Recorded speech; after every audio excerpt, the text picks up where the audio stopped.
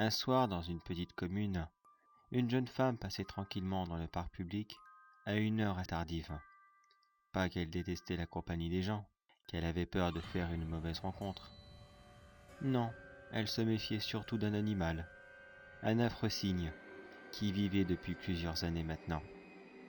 Elle savait bien que ce cygne n'était pas spécialement méchant, mais il était très protecteur, et en ce moment, c'était la saison des pontes. Son nid devait probablement être fait. Il serait le plus agressif. En temps normal, elle aurait embauché 3 heures plus tard. Donc, elle n'aurait pas passé à une heure aussi tardive. Mais à cette heure-là, elle espère que l'animal dorme, qu'elle puisse enfin faire une traversée tranquille.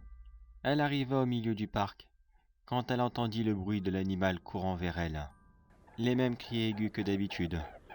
Il l'avait entendu, et son instinct maternel la poussait à attaquer la jeune fille. La jeune femme accéléra le pas, mais étonnamment, le cygne se mit d'abord devant elle, puis lui sauta dessus, comme si le nid qui protégeait n'était pas derrière, mais devant elle. Sur le coup, elle ne fit pas attention à ce détail. Elle mit ses bras devant sa figure et tentit de repousser les attaques de l'animal. Elle reçut plusieurs coups au visage et aux avant-bras.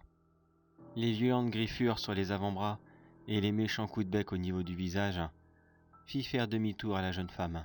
Mais il fallait à tout prix qu'elle passe le parc dans l'autre direction. Entre deux assauts de l'animal, elle prit de l'élan et s'élança de toutes ses forces, bousculant le cygne en même temps. Le cygne tomba par terre et tenta de la poursuivre, pour à nouveau se remettre devant elle. Mais elle n'y fit pas attention. Cette fois-ci, elle courut le plus vite que possible, manquant d'écraser le cygne au passage. Une petite course-poursuite se fit entre deux, mais l'animal renonça rapidement. Il s'arrêta au bout de 6 ou 7 mètres de distance et continua à hurler sur la femme qui traversait son territoire. Au bout de 2 minutes de course, la femme essoufflée se jeta dans un buisson pour reprendre son souffle et espérer s'y cacher en attendant que l'animal se calme. Elle y attendit comme ça pendant une dizaine de minutes. Ses blessures lui faisaient mal et ses poumons étaient complètement en feu par l'effort qu'elle venait de faire. Elle n'entendait plus les jacassements du cygne et se dit que c'est bon, il était parti, ou qu'il devait être suffisamment loin pour l'ignorer. Elle sortit du buisson avec prudence, tout en se tenant les bras, afin d'essayer de calmer ses douleurs. Elle se mit au milieu du chemin, regarda à droite, à gauche, et commença à reprendre sa route. Quand elle entendit derrière elle une grosse voix lui dire « Merci de l'avoir fait partir, moi non plus je n'aime pas ces sales bêtes ». Elle eut à peine le temps de se retourner qu'elle vit un grand homme, avec un large sourire et plusieurs cicatrices qui jonchaient tout le long de son visage. L'homme tenait une machette dans les mains.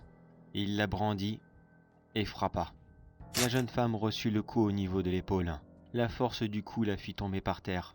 La douleur était si vive qu'elle ne pouvait que se tenir la blessure, tout en essayant de pousser quelques petits cris aigus qui sortaient très légèrement de sa bouche. Mais de toute façon, à cette heure-là, personne ne viendrait. L'homme se mit au-dessus d'elle et commença à rire. Un horrible rire sinistre. Il leva sa machette et commença à la frapper de nouveau. Elle reçut 3 coups supplémentaires dans le torse, ce qui lui broya la cage thoracique et lui perfora les poumons. Les cris de Loi se fit de nouveau entendre. L'homme arrêta son carnage. Il leva la tête et regarda dans la direction du cygne, qui courait de nouveau sur eux afin de protéger son territoire. L'homme courut dans la direction opposée et s'enfuit à toutes jambes.